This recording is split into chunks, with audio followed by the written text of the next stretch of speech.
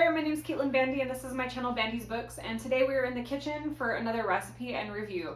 And I'm so excited both about the food and about the book today. As usual, I'm hungry, I'm ready to eat, and I'm also ready to learn about another recipe. So today's book is The Many Daughters of Afong Moy, which is written by Jamie Ford.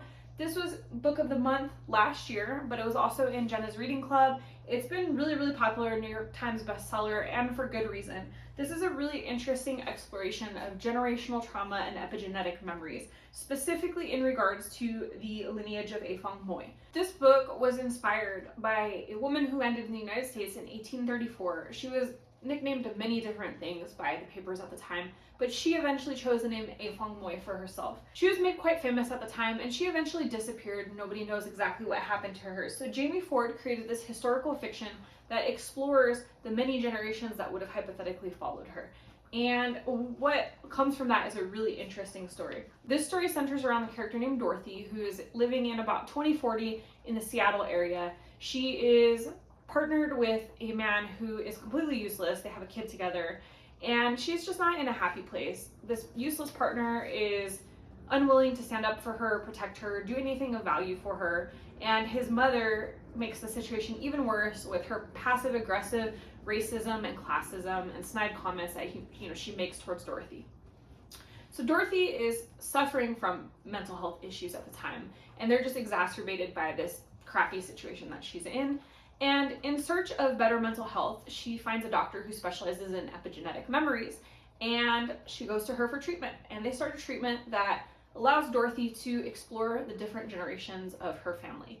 And from there, we get the many daughters of Afong Moy. So we see generation upon generation of different women within this family and the things that they've experienced, the trauma that they've went through, the choices that they've had to make to survive. And it's an incredibly deep and touching story. There's a lot of really difficult things that pop up throughout the different generations as we're talking about generational trauma and generational curses and things like that. And it's kind of up to Dorothy to piece all of this together and figure out how to break the generational curse, essentially, because she wants her daughter to have better mental health, to not be carrying this burden of her family trauma. I have to say, this was so unique. I don't think I've ever read a story quite like this. I've read a story with like many different characters set across different spans of time, but the way that this one was done was so interesting. It kind of popped back and forth between the different characters. So Dorothy is kind of the center focal point. So we see a chapter from her, then we see a chapter from one generation, then we see Dorothy again, and then a chapter from a different generation. And it kind of goes back and forth throughout the story as we piece together all of these different timelines. But it's done really well, so it's actually pretty easy to follow. It's not nearly as confusing as it sounds. I will say that this should have trigger warnings for racism, for classism, sexual assault, generational trauma, slavery, exoticism, just many different difficult things pop up in here. Death, mental illness, bullying, just, basically, if you can think of a trigger warning for this, it probably applies to this book, at least in some little way. So know that it is a heavy read. One thing that I wanted to discuss up front is, so this is a historical fiction, there's some elements of magical realism, but I've also seen a lot of reviewers describing this as chick lit. And I take kind of an issue with this. Not that there's anything wrong with chick lit to begin with, but I feel like a lot of reviewers that use that as a way to discredit a story, like, oh, it's just a fluff piece. And I felt like this was an incredibly deep and complex story that explores many generations of wrongdoings towards a family and how, complex it is to be a woman at many different times in history. I thought that Jamie Ford did such an excellent job of writing women. I'm so impressed. He wrote all female leads and wrote them each excellently with a lot of thought and a lot of depth. Super impressive coming from a male author. And so I just don't want to see this get brushed off as a chick lit book. And this book inspired today's recipe. I will say that my variation of this recipe is slightly different from the one described in the book. Totally okay. As I've mentioned with many books before, I am not the source of all recipes or the source of all knowledge. I only, do what I do and enjoy. There's many correct ways to cook the same dish over. So this is not the end all be all, So if you notice a few differences between the description I'm about to read and what we're going to be making in the pot, understand it's just a loose inspiration. It's not a literal translation. So the section that inspired this dish. Greta removed her coat and tossed it over a chair on the way to the kitchen. Who is this guy? She stared at her mother. Who, Sam? Yes, Sam. Lower your voice. I don't want to wake your father. He hasn't been sleeping well, her mother said as she chopped green peppers, onions, and smashed garlic. I take it you went on your lunch date. How was it? Is he as nice as we'd hoped? You tell me. He seems to know everything about me, and I know nothing about him. Greta took a lid off a pot that was simmering on the stove. Brisket, ginger, and peppers with a hint of sesame oil. She spied an empty can of San Marzano tomatoes. Her mother was making Chinese chili, another one of Greta's favorites. So that sounded amazing to me. Unfortunately, brisket wasn't available when I went shopping for the ingredients today, so we're making a version that has ground pork, but essentially similar ingredients. And what's gonna result from this, or if you do it with brisket at home, is a really nice hearty stew, and you can serve it over a bed of rice. You can eat it on its own. It's a beautiful comfort food, wonderful for cold winter nights. I know we're kind of at the end of the winter, so that's not necessarily applicable, but definitely something that's going to go into your dinner rotation. And a bonus is that it is not a super labor intensive dish. Prep took me about 15 minutes, and the actual cook time is about an hour of passive time where you're not really involved with the dish at all. So perfect for a busy weeknight when you can't be hands-on in the kitchen all the time.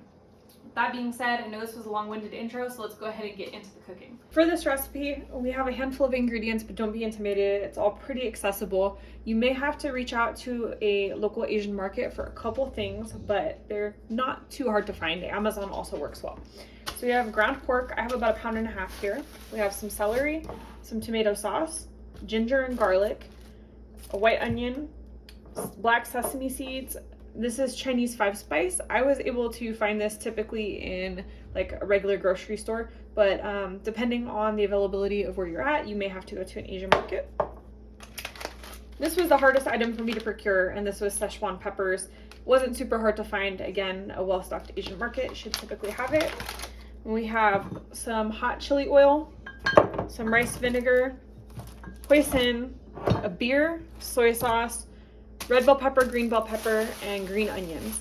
On the beer, we're going to be just using a light beer. You don't have to use Heineken specifically. You could use a rice beer. You could use, anything that's like a lighter pale beer. We just don't want it to overwhelm the flavor of the chili with a super hoppy taste.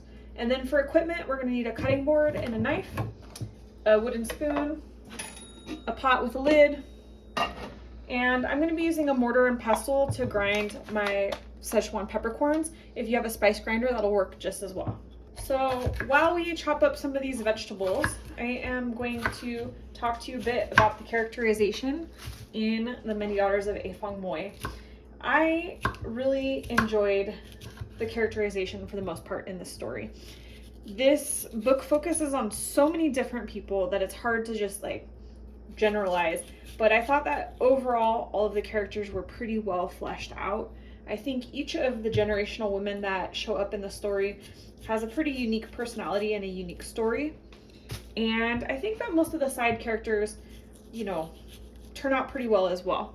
I will say that I did feel that on occasion, some of the side characters were kind of just like placeholders to move the plot along instead of a more developed character. For example, the therapist that is treating Dorothy, I wish that we got to know her a little more than we did. I would have loved to learn a little bit about her research and how, she got into it. I mean, we know a little bit of it, but she seems so interesting. Of the story, all the different generations kind of share the title of being main character. But if we're gonna focus on one specific generation, I suppose the story starts because of Dorothy.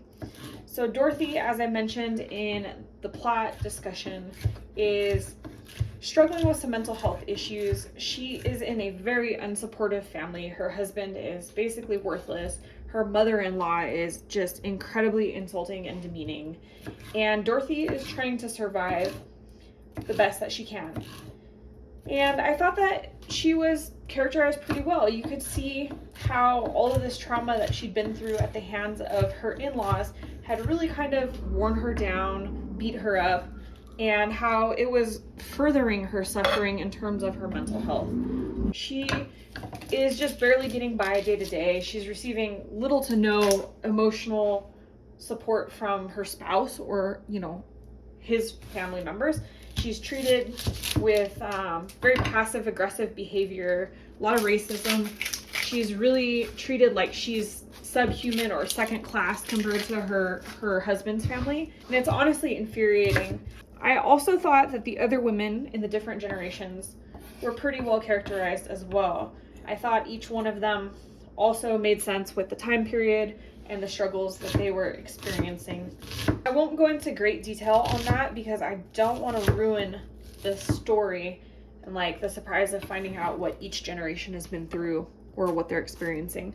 But I thought that they were well done. I also really liked Dorothy's daughter. I thought she was cute and made sense. Like her response to having a mom who's dealing with a lot of trauma really seemed to make sense and seemed to be accurate in my opinion. To get this recipe started, we're gonna go ahead and heat up some of our hot chili oil, and use this sparingly if you're spice averse. This is pretty spicy, and you can even make your own, which, you know, usually comes out even spicier. So if you are spice averse, you can always cut this with a different oil. So you could put a little bit of the hot oil in and then add a little bit of olive oil or avocado oil or something like that. That isn't gonna, you know, that way it isn't gonna burn your mouth like crazy. So we're just gonna let this get a little bit warm. And then we're gonna add in our ground pork. I have about 1.5 pounds here. And we're just gonna let this cook down just a little bit until it looks, you know, slightly browned, a little bit less raw. And then we're gonna add in our vegetables and let them get a little bit of color too. So while we are waiting for this to brown, the remaining characters in the story were all really interesting as well. I thought there was a lot of side characters that had a lot of potential for their own stories and facts. So in particular, the doctor that is treating Dorothy for her epigenetic trauma, I thought her story was super interesting, and I would be really, really into seeing a full-blown story by her or about her later on. So Jamie Ford, if you happen to see this video, please write me a book about the doctor who's treating epigenetic trauma. I also thought, like I said, that the useless husband and the evil mother-in-law were done really well, and it inspired a lot of sympathy in me towards Dorothy, seeing how she was treated. I enjoyed, there's like a police officer that shows up. There is a monk, a Buddhist monk that shows up that was pretty interesting. And these are just like little moments. They're not like big supporting characters. They're just, you know, minuscule portions of the story. But I thought all of those characters were pretty interesting. And in some ways, I had actually wished that there was a little bit more interaction between those characters and Dorothy or the other generations of women that are in the story. I will say that in each generation, whoever like the main generational person is, and then like their main partner or their main person that they interact with was really interesting. And honestly, each generation could have been their own book. That's how detailed and interesting each story is, and how strong each female character is in this book. I definitely think that Jamie Ford deserves props because he wrote an entire book focused entirely on women, and each woman is strong and badass in their own right. Like, they deal with some really, really tough shit and they don't crumble. They might deal with it in different ways, sometimes healthier than others, but it's just impressive to see what each woman goes through. So for me, the characterization was a standout point in the story. So as you can see, our pork is starting to get brown. Been breaking it up into littler pieces as we go so that we don't have like big globs of pork. And then we're gonna go ahead and add all of our veggies. So we have onion, red bell pepper, green bell pepper, and a little bit of celery. I like a lot of veggies in my chili, so you can adjust the quantity if you like less. Definitely probably keep the onion though, because it, you know, the onion for the depth of the flavor. But if you want a little less, like you don't want celery or you want a little less bell pepper, you can toy with that to fit your own preference. So we're just gonna let this cook down for a couple minutes. I want to kind of be somewhere in between sweating the vegetables and sauteing the vegetables. I don't want them to turn really brown and caramely. I want them to just kind of soften up, maybe get a little bit of color, but I don't want them to get super, super dark. So we're gonna let this go for just a couple minutes and then we'll check back in for the next step. Now that our vegetables have softened up and are even starting to get a little bit of color, we're going to add our ginger and our garlic. And we're gonna cook this until it's fragrant. That means we're gonna cook it for about a minute, just until you can really smell that garlic and ginger should get very, very strong. So our garlic and ginger are nice and fragrant. So we're gonna be adding in our 5 spice. I'm gonna do about a tablespoon. So we'll just take this top off. And then I have my Sichuan peppercorns here. that we ground up in the molcajete. So you just kind of stir them around, pound them down, and break them up into pieces. We're gonna start slowly with this. If you've never worked with Sichuan peppercorns before, just know that these are not spicy in the same way that like a chili pepper is spicy. These cause like a tingling and numbness in your tongue. So if you're unfamiliar, maybe try a little bit before you start cooking with it. I'm gonna add that in. And this is gonna get nice and fragrant right away. Those 5 spices are gonna like permeate the whole kitchen. Between the garlic and the 5 spice and all that, you're gonna be drooling already. So we're just gonna let those spices saute into our meat and vegetable mix. We're gonna go ahead and add in our beer carefully because beer does foam up. And then we're gonna start adding all of our different ingredients. We're gonna add some soy sauce, a couple tablespoons. We're gonna be adding a little bit of rice vinegar, a couple tablespoons as well. And then we have some hoisin. May have to go get a new bottle. We use hoisin a lot in our household. So this is also going to be a couple tablespoons. I think we've made it. And then we are going to, of course, add our tomato sauce. Make it a chili. So we're going to add that in, stir it all up. Make sure you scrape everything out of your can and bottles and all that kind of stuff. This is a little interesting piece of data that I've learned about restaurants. They say that improper use of spatulas and like scraping the inside of containers loses 3 to 10% of cost for restaurants. So that's something that I've taken into consideration in my own household, and I always try to make sure that I get every little bit out of containers. So this is what our Chinese chili looks like at this point. Have kind of a reddish sauce. It's definitely a little bit waterier than it's gonna be as we let this cook down. So from here, we're gonna let this cook about 45 minutes. What's gonna happen here is we're gonna bring this up to a rapid boil. And once it reaches this boil, as you can see, it's already starting to bubble. So once it reaches a rapid boil, we're gonna reduce the heat to a simmer, and we're gonna let this simmer slowly for about 45 minutes. We're gonna leave this uncovered because we want some of this liquid to evaporate out and we want our chili to thicken up. So while our chili was cooking, I made some steamed rice to go underneath. You don't have to. You can eat the chili just on its own. It's quite delicious. But I do like having a little bit of rice under my chili. So I'm just gonna do some plain steamed rice here.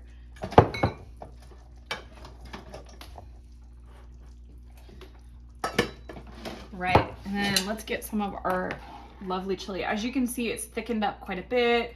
It's got a nice dark color. It smells amazing. I'm so looking forward to this. So we're gonna do some scoops of our chili over our rice.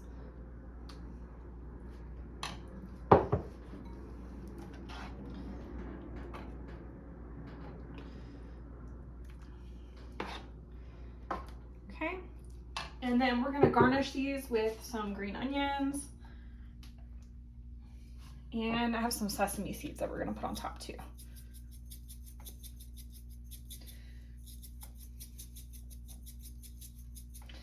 Right, that is our finished product. I am so looking forward to digging into this.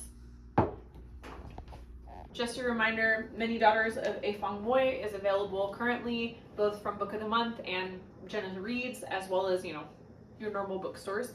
Definitely worth reading if you are into exploration of multi-generational issues and like how family deals with their trauma and all this. It's a really, really interesting book. Really character driven, but the plot is also pretty interesting as well, and it moves at such a good pace. I think this is such a well-written book and definitely worth your time. I rated it about a 4-star read, and it's definitely a solid 4. It's not like it just squeaked into the category. So now let's try our first bite of our Chinese chili. This looks so good. I can really smell the 5 spice and the hoisin.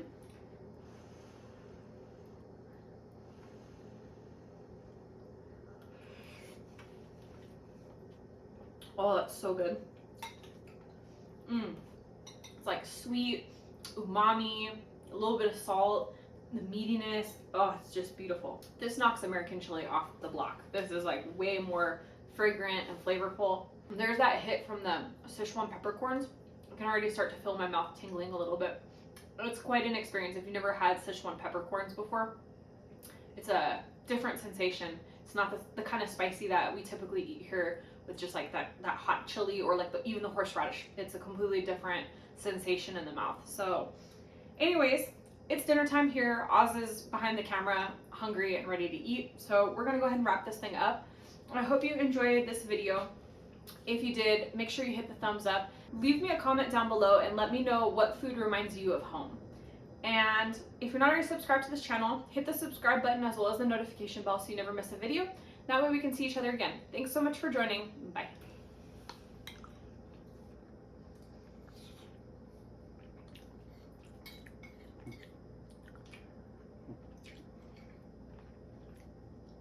This is very good. Yeah? What do you think? It has a little bit of sweetness and other flavors in the beginning. Mm-hmm. And I'm not very good with the spices, and this is kind of mild for me. So, yeah. It's not spicy like hot, right? No. It's just you'll feel that tingle in your mouth a little bit. It's just flavory. Yeah. It's very good. Good. There you have it. Boyfriend tested and approved.